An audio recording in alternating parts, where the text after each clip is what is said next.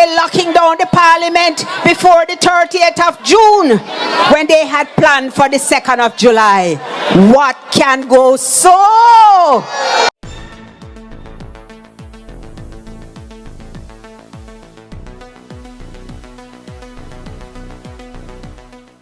Bless up ABR family and viewers. Welcome back to the channel. It's your girl Isabel Rose, and in this one, the Integrity Commission sought answers from the court following a statement from Justice Minister Delroy Chuck on third party giving information to the Integrity Commission, as well as Donna Scott Motley, the opposition spokesperson on justice, asking a very important question as to why did the government close Parliament 1 week earlier when the Integrity Commission would have sent an annual report and possibly the reports on the other illicit 7 parliamentarians on the investigation for illicit enrichment. Stay tuned for the details at hand. Don't forget to like, share, and subscribe to the channel. Now, ABR family and viewers, following a meeting from the Integrity Commission's Oversight Committee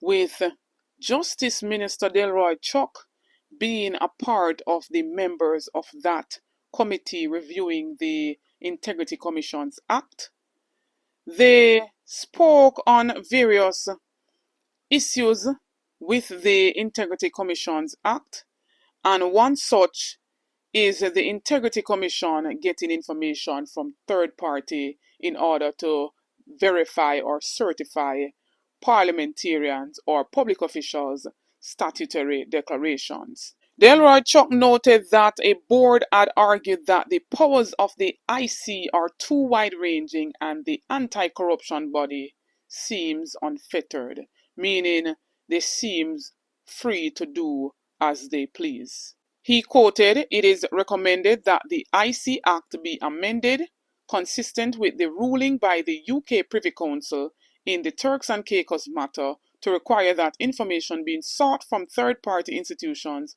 be done with the consent of the public official and to introduce a requirement for disclosure orders issued by a judge in chambers. After careful consideration of the evidence supplied by the IC and only in furtherance of an investigation, due notice having been served on the public official that an investigation is being pursued."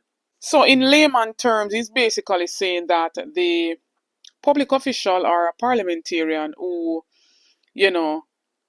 is under investigation must give consent to the IC in getting information from, say, a financial institution, and that the IC also must sought, to get that consent also from a judge. So we see clear right here so that they don't want any form of accountability.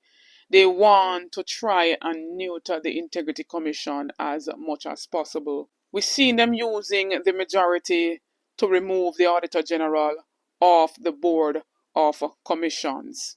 But nevertheless, it seems the Integrity Commission has sought clarity from the courts, and they put out an immediate release today, June 25th, 2025, and it says the court delivers written reasons regarding the duty of financial institutions to provide information to the Integrity Commissions to verify statutory declarations. And so these orders were made on January 17th, 2024, as it relates to Section 7 of the Integrity Commission Act. The learned judge declared, among other things, that the Act must be interpreted to impose a duty upon persons and entities to cooperate with the commissions by complying with the request for information. The court also held that financial institutions are mandated to furnish upon request the information required by the commission to verify the statutory declarations. So, Anna, what Delroy Chuck is saying to give consent and then to go to a judge, the judge had already declared that financial institutions are mandated. It is a must. It's not a maybe. It's not a they should get consent. The court has already ruled. And so when we heard a former chairman of the Integrity Commission, Sir Seymour Panton, saying that we don't take orders from politicians, we take orders from the courts. And him being a justice minister and coming in to a committee to spew all kind of foolishness, we see now why they don't want the Integrity Commission to do their job and to do it without fear or favor. They want to neuter, they want to take away all the powers from the Integrity Commission, it seems. Let me continue.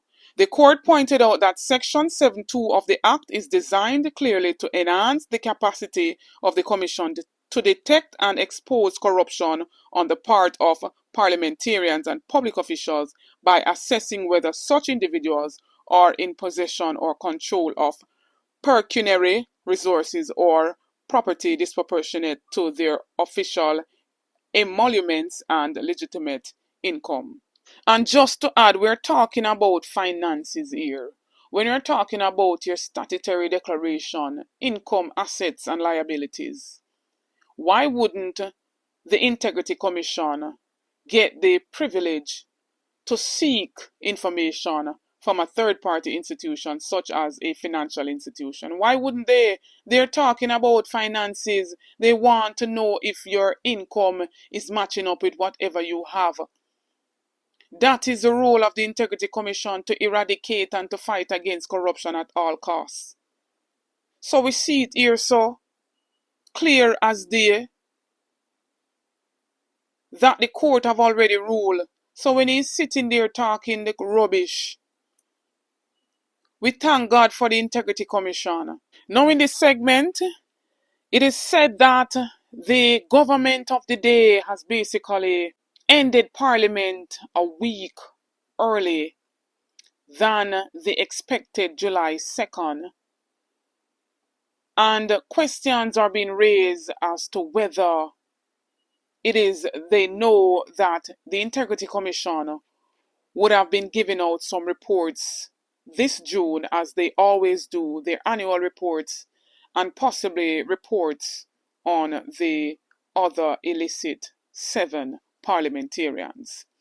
And so the opposition spokesperson on justice, Mistress Donna Scott-Motley, spoke out at Eastern St. Andrew People's National Party rally, and she had some very pressing and serious questions for the government of the day. Hear this. They break the constitution. PNP steps in to protect the people. We don't want any dictatorship in this country. We want somebody who can be certified to lead us. And I want to say this because I know you have to listen to your MP and you have to listen to your leader. I just want to ask one dege question. You know what a dege is? One dege question. I noticed that Parliament was scheduled to end on July 2nd. And suddenly now everything rush up and Parliament is ending on the 24th of June.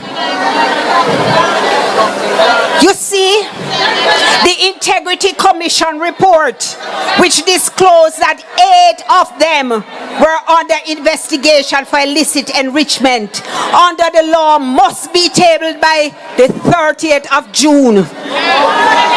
What are they hiding from? Why are they locking down the Parliament before the 30th of June when they had planned for the 2nd of July?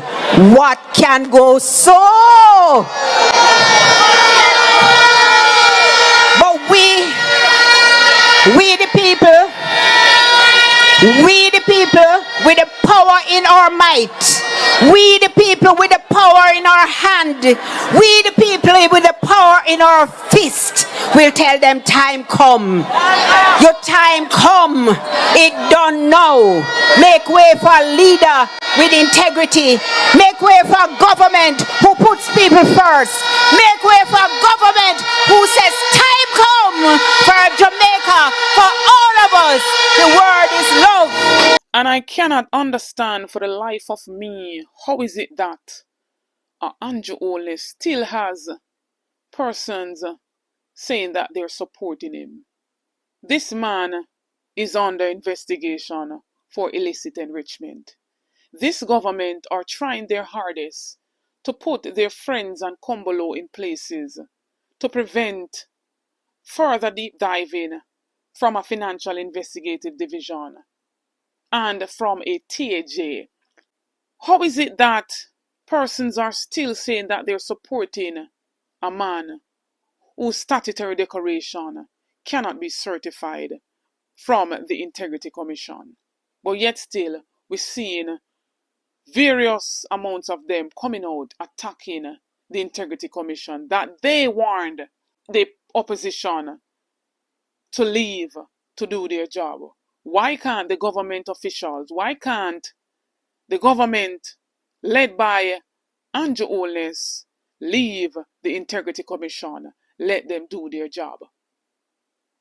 ABR family and viewers, what says you all based on what you heard in this video?